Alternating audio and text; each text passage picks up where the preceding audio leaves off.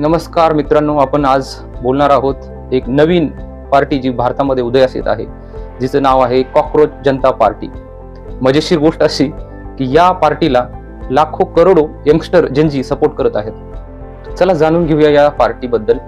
तर या सगळ्याची सुरुवात झाली एका इन्सल्ट पासून. आपल्या भारताचे जे सरन्यायाधीश आहेत, चीफ जस्टिस ऑफ इंडिया, त्यांनी या यंग जनरेशन, जे जनजी जनरेशन आहे, त्यांना एक संबोधून वाक्य बोललं की हे कॉकरोचेस आहेत आणि या जनरेशनला ती गोष्ट आवडली नाही आणि एका रात्रीमध्ये त्यांचं जे ट्विट आहे ते व्हायरल झालं आणि लाखो करोडो रील्स, मीम्स, पोस्टर्स एवढे व्हायरल झाले आणि त्याला जनजी जनरेशन, यंगस्टर जनरेशनचा प्रचंड असा प्रतिसाद मिळालेला आहे. तर मित्रांनो, हा काही जोकचा पार्ट नाहीये. ॲक्च्युली जे जनजी जनरेशन आहे ते ऑलरेडी पेपर लीक्स, बेरोजगारी, त्यांच्या इग्नोर करण्यामुळे परेशान झालेलं जनरेशन आहे. प्रचंड मोठ्या प्रमाणावर बेरोजगारी, त्यातच लीक होणारे नीट सारखे पेपर, याच्यामुळे त्यांच्यामध्ये ऑलरेडी एक फ्रस्ट्रेशन आहे आणि त्या फ्रस्ट्रेशनला वाट करून देण्यासाठी पूर्वीच्या काळी लोक रस्त्यावर उतरायचे, प्रोटेस्ट करायचे, आंदोलनं करायचे, पण हे जनरेशन थोडंसं वेगळं आहे.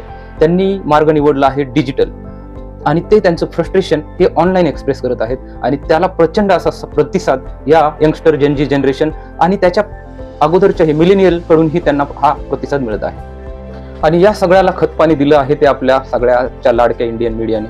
त्यांनी हे प्रकरण उचलून धरलं आणि ते सुद्धा आता कन्फ्यूज आहेत की हे एक मीम ट्रेंड आहे की ऍक्च्युअल जनजी रिव्होल्युशन आहे.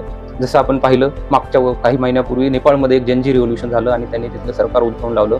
तिथे पण अशाच प्रकारचे बेरोजगारी, महागाई, अशा प्रकारचे बरेचसे प्रश्न होते आणि तिथल्या जे यंग जनरेशनला ते आवडलं नव्हतं आणि त्यांनी तिथलं सरकार उलथवून लावलं.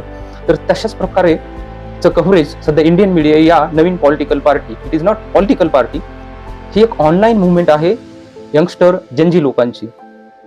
पण ऑनेस्टली मित्रांनो, हे एक मीमचं ट्रेंड आहे की येणारं एक जनजीचं रिव्होल्युशन, एक वादळ आहे, हे अजून कुणालाही माहिती नाही. पण एक गोष्ट मात्र नक्की की एक मीमने पूर्ण देश आणि सरकार हादरवून टाकू शकतो, एवढी ताकद आजकालच्या जनरेशनमध्ये आणि या सोशल मीडियाच्या ताकदीमध्ये आहे, एवढं मात्र नक्की. आणि भविष्यात जर समजा अशा प्रकारची एखादी जनजी लीडरची पार्टी आली तर तुम्ही वोट करणार का?